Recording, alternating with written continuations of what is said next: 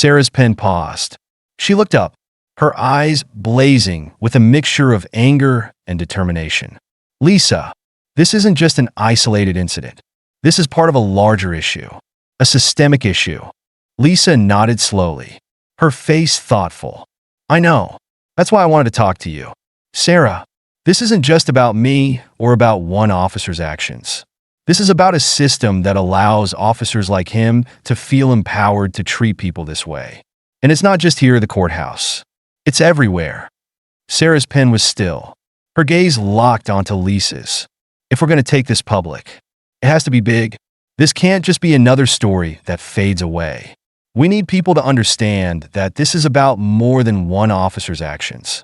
This is about the roots of racial prejudice embedded in the justice system itself.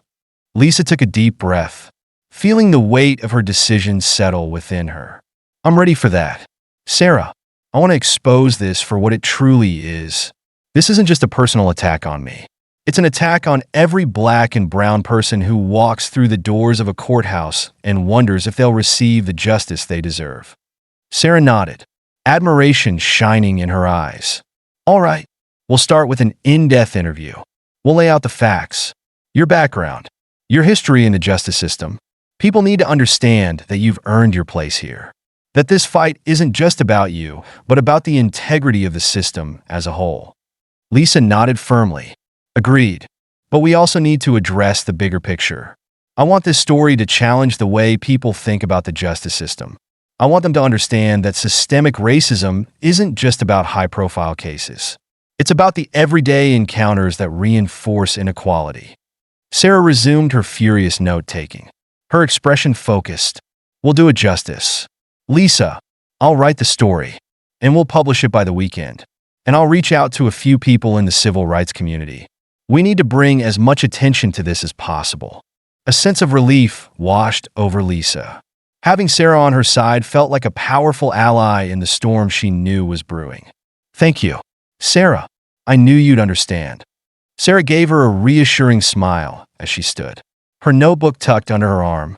This is just the beginning. Lisa, once the story hits, it's going to cause waves. Be ready for that. Lisa nodded, her resolve unshaken. I've been ready for this my whole life. When Sarah left, Lisa sat back, staring at the empty doorway. She knew the story would be only the first step. The moment it was published, there would be backlash, whispers in the courthouse halls, and thinly veiled comments from certain colleagues. But she also knew that, at this point, there was no turning back. As the day wore on, Lisa tried to focus on her docket, handling each case with her usual poise and commitment to fairness. Yet beneath the calm surface, her mind kept returning to her meeting with Sarah.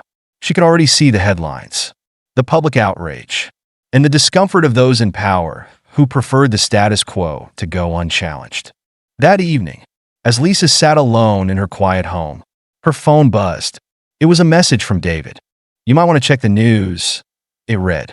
Her heart pounded as she opened her phone's news app. The headline hit her like a jolt. Racist cop blocks judge from courthouse. Demands she prove she belongs. Sarah hadn't wasted any time. The article was live, and it was already spreading rapidly. Sarah had captured the incident in stark detail, weaving in interviews with civil rights leaders and legal experts who supported Lisa's stand. The story went beyond just what happened to Lisa. It dug into the structural racism that allowed incidents like this to happen and highlighted the broader implications for the justice system. Almost immediately, Lisa's phone began to ring, calls from colleagues, reporters, concerned citizens. Messages flooded in, each one amplifying the storm that was already brewing. Lisa took a deep breath, letting the phone continue to buzz as she closed her eyes. This was just the beginning. The next morning, Lisa entered the Los Angeles courthouse, feeling the weight of her decision pressing down on her. More profound and more tangible than before. She noticed the shift immediately, the subtle hush that fell over conversations when she walked past, the eyes that followed her through the hallways. It was as if the entire courthouse had been thrown off balance.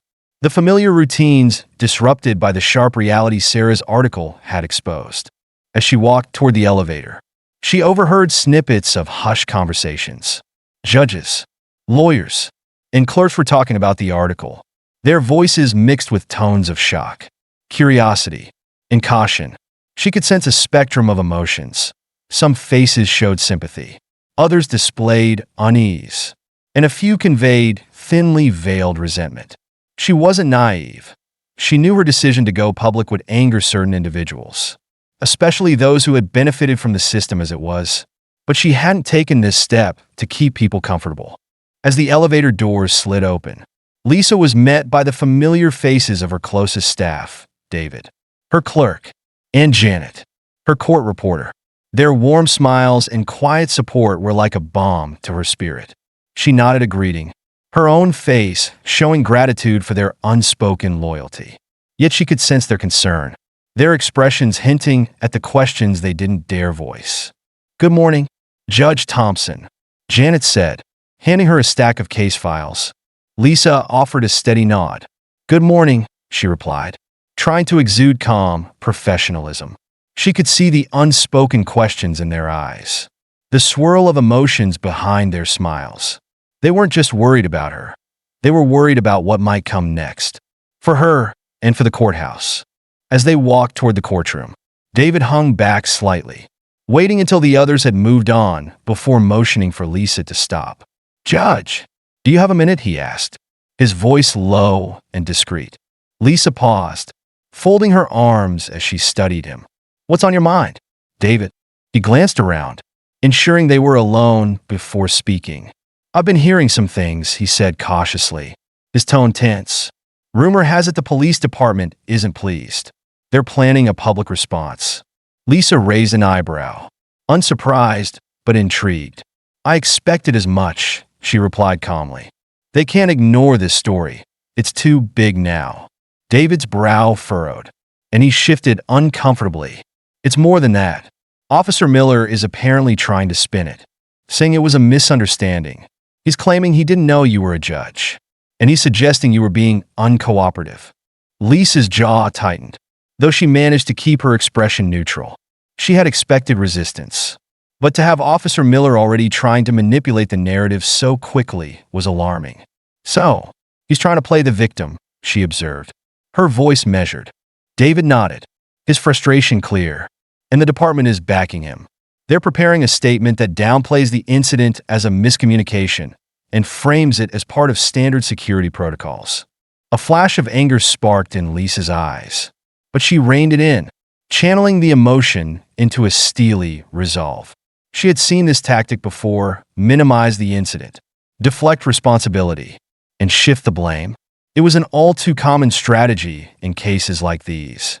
"I won't let them get away with this," she said firmly. "This isn't just about one officer's misconduct. It's about the entire system that emboldens him to act this way." David nodded, though his concern was still evident. "I know, Judge, but they're going to try to discredit you. They'll make it look like you're overreacting or playing the race card." Lisa sighed, her resolve unwavering despite the warning. She knew what was coming: personal attacks, attempts to undermine her reputation, the inevitable media circus. But she had spent her entire career navigating challenges, and this was simply another battle to face. "I've dealt with worse, David," she said, placing a reassuring hand on his shoulder. "Let them try. I won't back down." Just as they finished talking, the courtroom doors opened, signaling the start of the day's proceedings. Lisa straightened her robe, took a deep breath, and walked into the courtroom with her usual calm, professional demeanor. But inside, she was bracing herself for the storm ahead. By midday, the courthouse was buzzing with new developments. The news had broken. The police department had issued a statement.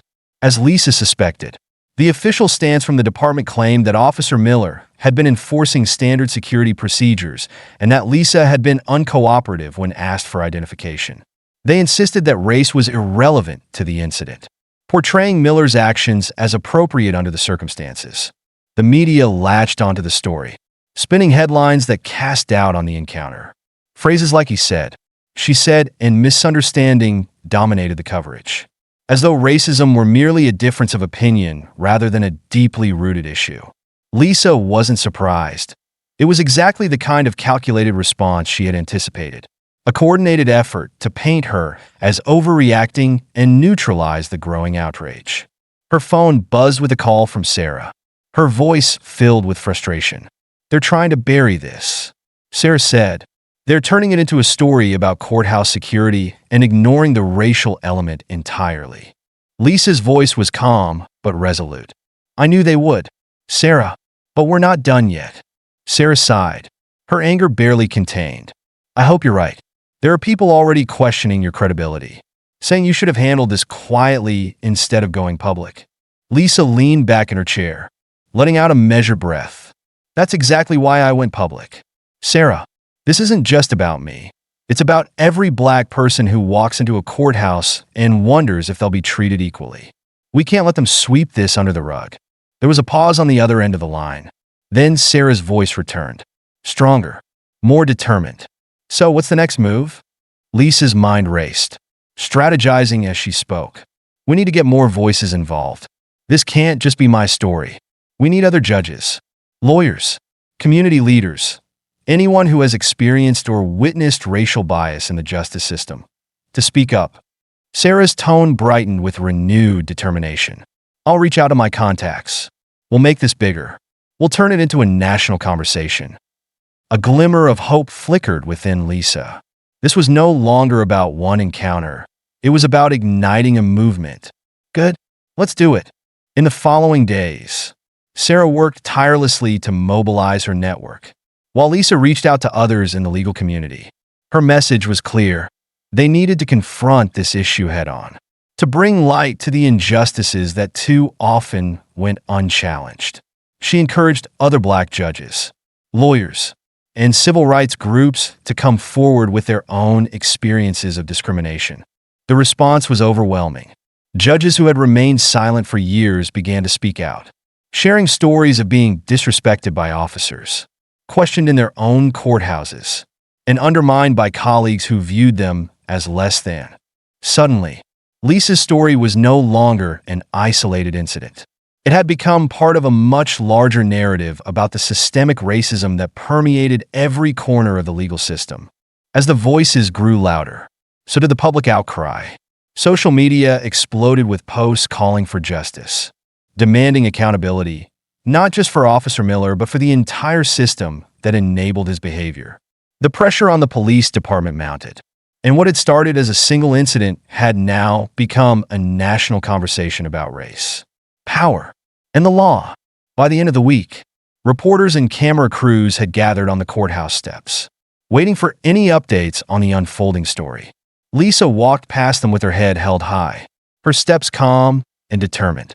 She had become a symbol of resilience, a judge who refused to be silenced in the face of injustice.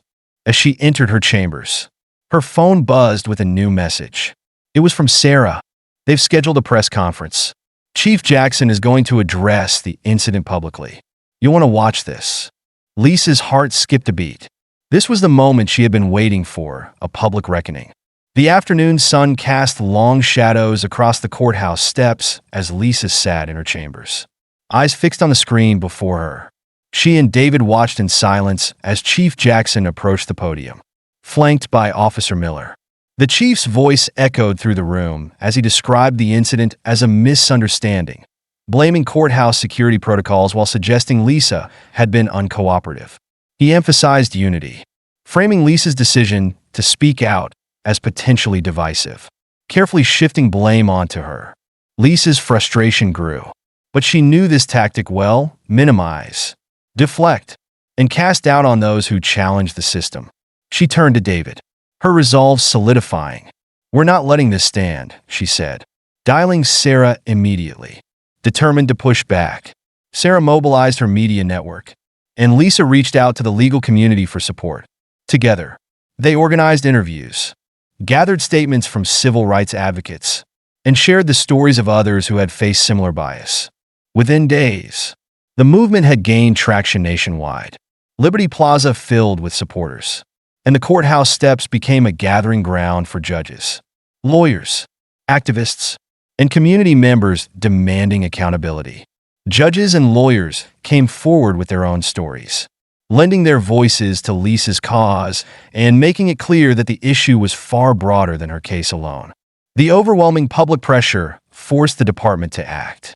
Chief Jackson announced an independent investigation, and Officer Miller was placed on administrative leave. The city soon implemented mandatory bias training, established a civilian oversight board, and committed to transparency measures in policing practices. The changes were a significant victory, but Lisa knew the fight wasn't over. Systemic reform was a long road, and each victory was only a step forward. Over the following months, Lisa continued her work as a judge, presiding over cases with her characteristic fairness and dignity. But there was a new energy in the courthouse, a shift in the air, a recognition of the change she had inspired. She was no longer merely tolerated, but respected, seen for her role in driving justice forward. Her stand had created a movement that could not be ignored. One morning, as Lisa walked through the courthouse halls, she noticed the quiet nods and respectful glances from her colleagues, from clerks and citizens alike. David joined her, and they walked together toward the courtroom, sensing the new atmosphere. She had fought not just for herself, but for every person who had ever felt dismissed or diminished by the system. Taking her seat on the bench, Lisa looked out at the faces before her. Her battle had become a beacon of hope, a symbol of resilience, and a call for justice that reached far beyond the courthouse walls. She had fought for the future, and she knew now that a new era had truly begun, one where no one, not even the system itself, could silence the call for equality. "You're free to go, Agent Johnson. There's been a misunderstanding," he said, clearly uncomfortable with the turn of events. Claire nodded, gathering her belongings with deliberate calmness. "Thank you, officer. May I have a moment alone, please? I need to make a call." As the young officer left, closing the door behind him, Claire took out her phone and dialed her supervisor. The line clicked after just one ring. "Johnson, report," came the stern voice of her handler. "Sir, my cover's been compromised. Local PD detained me, and it escalated. They know I'm FBI now. The meeting with the informant didn't happen." Claire explained succinctly. There was a pause on the line, a silence that spoke volumes. "Understood. Return to base. We need to debrief fully and reassess your position in the operation." "Understood. Sir, on my way." Claire ended the call, her mind a whirl of contingencies and adjustments. Her mission was far from over, but its nature had irrevocably changed. She had to assume the cartel was now aware of an FBI presence in the area, if not her specific identity. As she left the station, the sunlight seemed harsh, a stark reminder that her every step was now more dangerous than ever. But Claire Johnson was not one to back down. She drove back to her safe house, a modest apartment tucked away on the edge of the city, unnoticed and unremarkable. Once inside, she sat at the small, cluttered desk that served as her command center. Maps, photos, and notes covered the walls, each piece a fragment of the vast puzzle she was determined to solve. Her phone buzzed with a message from her handler. "Debrief at 0800. Be prepared to go over everything." That night, Claire couldn't sleep. Her mind replayed the day's events over and over. Anderson's face, the shock in his eyes when he saw her badge, the way the younger officer had looked at her, not just as an agent, but as a symbol of something larger, perhaps a system that needed questioning. The next morning, she drove to the FBI field office, a nondescript building that was a fortress of secrets and strategy. Her debrief took hours, detailing not only her arrest, but every contact and lead she had developed over months of undercover work. "Your exposure changes things. Johnson, we need to pull you out for a while. Reassess how deep the cartel's knowledge goes," her supervisor concluded, his tone final. "But sir, pulling me out now could collapse the operation. We might lose everything I've worked for," Claire argued, her voice firm. She knew the risks, but the potential rewards were too significant to ignore. Her supervisor regarded her for a long moment. "All right, Johnson, I'll give you 2 weeks. If you can't turn this around, make substantial progress. Or if it gets too hot, we pull the plug." "Understood. Understood." "Sir, thank you." As Claire left the office, her resolve hardened. The next 2 weeks would be critical. She needed to move quickly.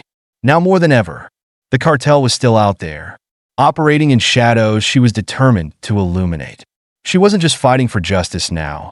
She was fighting for her right to continue the battle. And so, Agent Claire Johnson returned to the field. Her every move calculated. Her every contact double-checked for loyalty and intent. The game of cat and mouse had escalated, and Claire was neither prey nor bystander. She was a hunter, and her hunt was far from over. Reconnecting the threads, Claire's return to the field was marked by a heightened sense of urgency and caution. She needed to reestablish contact with her key informant, who had gone silent after the aborted meeting. Time was of the essence, and every moment she wasn't moving forward felt like a setback. She parked her car a block away from the park where they were originally supposed to meet, her eyes scanning for any signs of surveillance. The area seemed normal. Joggers passing by, dogs tugging at leashes. But Claire knew appearances could be deceiving, especially in her line of work. With a deep breath, she stepped out of the car and walked towards the park, her senses on high alert. Arriving at the secluded bench they had chosen as their meeting spot, Claire sat and waited, watching the entrance of the park with a casual glance that masked her inner tension. Minutes ticked by, stretching longer with each passing second. Just as she was about to give up and leave, her phone buzzed. It was a message from her informant. "I'm here. Watching. Too risky. Follow my lead." Claire looked around and spotted a figure in a hooded jacket at the far end of the park, deliberately looking away from her.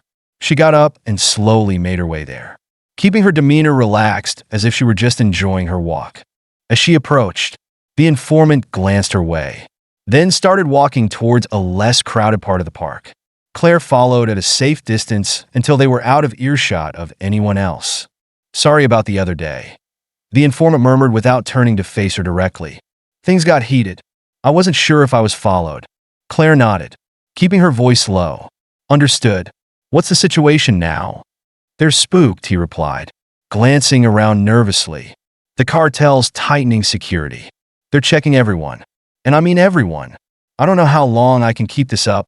We need to move fast then." Claire insisted. "Do you have anything for me? Anything that can lead us to the top?" The informant hesitated, then pulled out a small envelope from his jacket. "This is everything I could gather without raising suspicion. Names, places, schedules. It's not much, but it's what you wanted." Claire took the envelope, tucking it away securely. "Thank you. This could make all the difference." They parted ways quickly after that, the informant disappearing into the maze of city streets while Claire headed back to her car, her mind racing with the possibilities of the new information. Back in her apartment, she spread out the contents of the envelope on her desk. Names of cartel members, their meeting times, and locations. It was a gold mine, but also a ticking bomb. Each piece of information was a thread in the tangled web of the cartel's operations. And Claire knew she had to tread carefully to avoid pulling the wrong thread and collapsing everything. Over the next few days, Claire worked relentlessly, cross-referencing the new information with what she already knew. She organized surveillance on the meeting spots mentioned in the documents and kept a low profile, knowing that her movements might still be monitored. Her efforts paid off sooner than expected.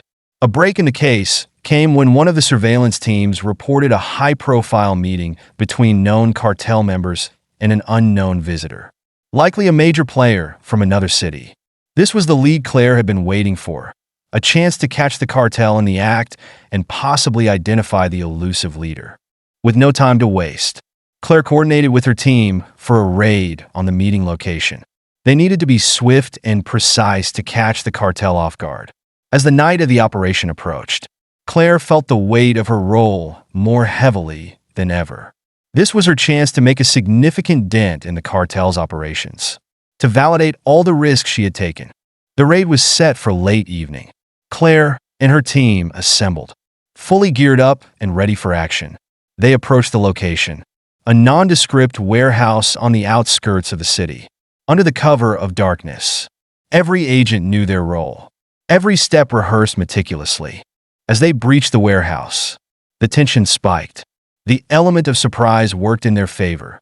Several cartel members were caught off guard, and the unknown visitor was apprehended. But as the dust settled, Claire's eyes searched for more, for any sign that they had reached the core of the cartel's leadership. The operation was a success in many ways. Drugs and weapons were seized, and several key members were arrested. Yet, the top leader remained a shadow, slipping through the net once again. As Claire debriefed with her team afterward, her determination only strengthened. They had struck a blow, but the battle was not over. Claire knew that the path ahead would be fraught with more dangers and challenges. But she was ready. Each victory, each piece of the puzzle they assembled, brought them closer to dismantling the cartel completely.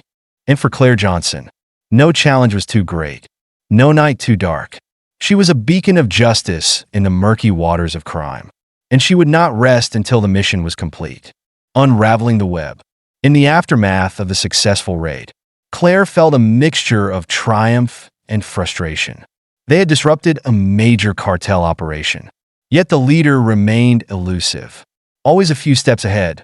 She knew that the leader was the key to dismantling the entire network, and without capturing him, the cartel would eventually regroup and recover.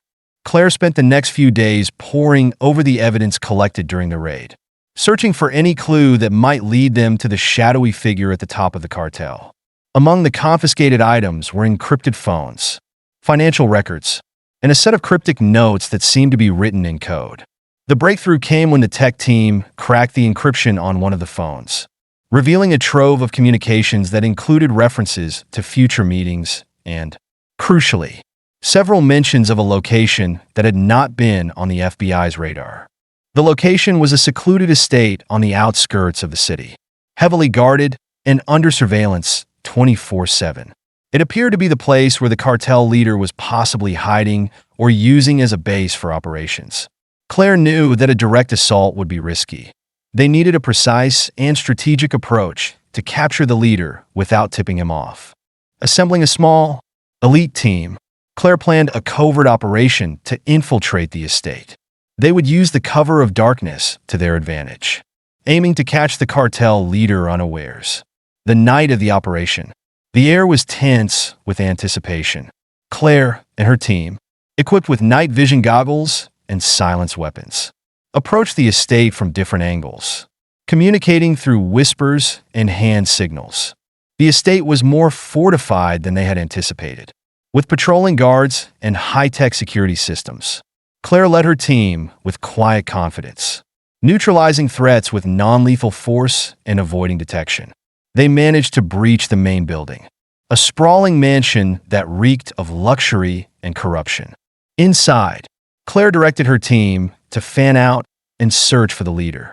They moved through the shadowy hallways, clearing each room with methodical precision.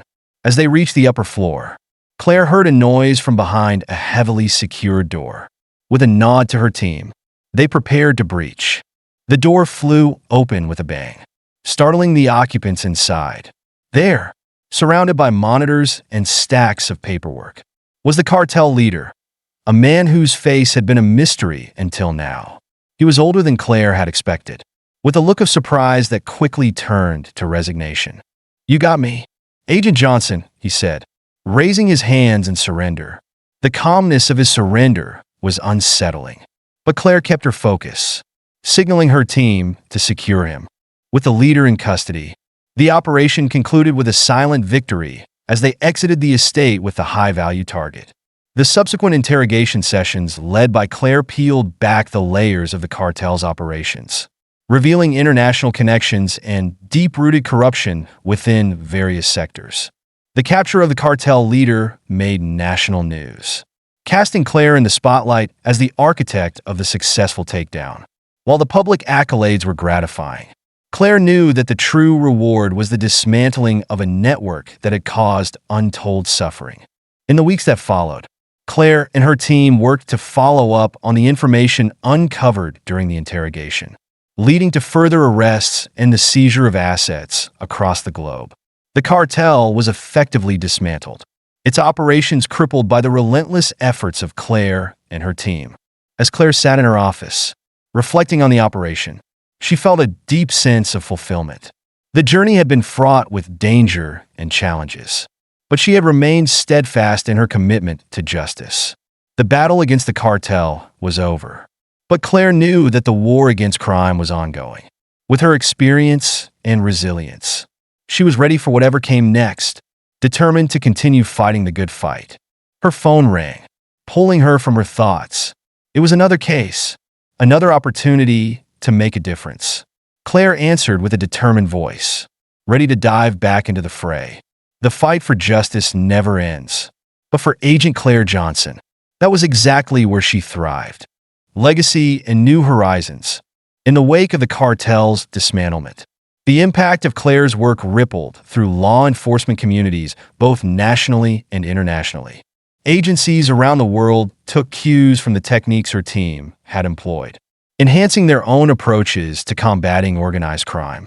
Claire was invited to speak at several conferences, where she shared insights and strategies, emphasizing the importance of perseverance, innovation, and interagency cooperation. However, with a high-profile case closed, Claire found herself at a crossroads. The adrenaline of the chase had faded, replaced by a quiet contemplation of her next steps. She had dedicated years to the FBI, her identity almost entirely entwined with her role as an agent. Now, she pondered what other challenges awaited her beyond the field of criminal justice. It was during this period of reflection that Claire received an offer from a prestigious private security firm looking to leverage her expertise in a consultancy role. The position promised not only a significant salary bump, but also the opportunity to shape security strategies on a global scale. Yet, accepting would mean stepping away from the front lines, from the direct action that had defined her career. As she considered her options, Claire spent her days wrapping up loose ends at the bureau. She mentored younger agents, imparting knowledge and encouraging them to think critically about their roles in justice and public safety. These interactions were rewarding and underscored her potential impact as a mentor and strategist. One evening, while walking through the quiet halls of the FBI office, Claire paused by a window overlooking the city. The bustling streets below were a tapestry of lives in motion, each person unaware of the silent guardians working to ensure their safety. It was a perspective that reminded Claire of the broader impact of her work, beyond the accolades and successful operations. Turning from the window, Claire made her decision. The next morning, she submitted her resignation from the FBI, her heart heavy but resolute. Her colleagues threw a farewell party, sharing stories and expressing gratitude for her leadership and bravery. It was a bittersweet gathering, marking the end of an era for Claire, but also the beginning of a new chapter. 2 weeks later, Claire started her new role at the security firm. She quickly adapted to the corporate environment, applying her analytical skills and experience to develop comprehensive security protocols. The work was different, less about chasing down criminals and more about preventing threats before they emerged.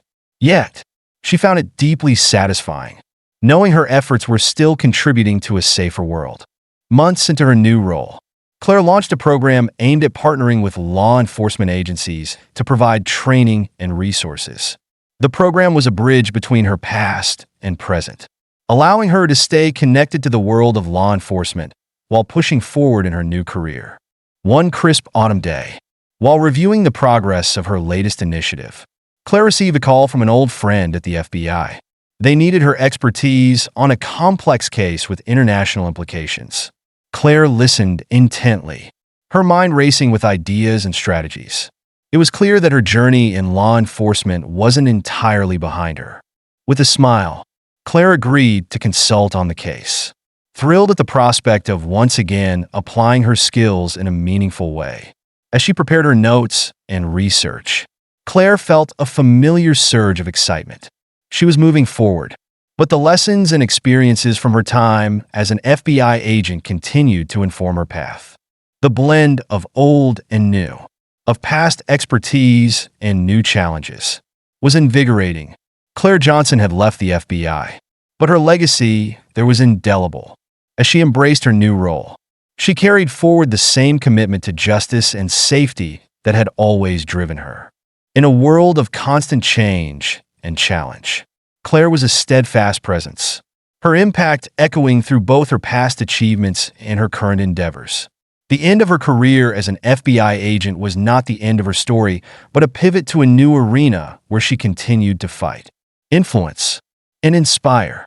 As the sun set over the skyline, Claire Johnson looked to the future, ready for whatever it might bring, with the unwavering spirit that had always defined her.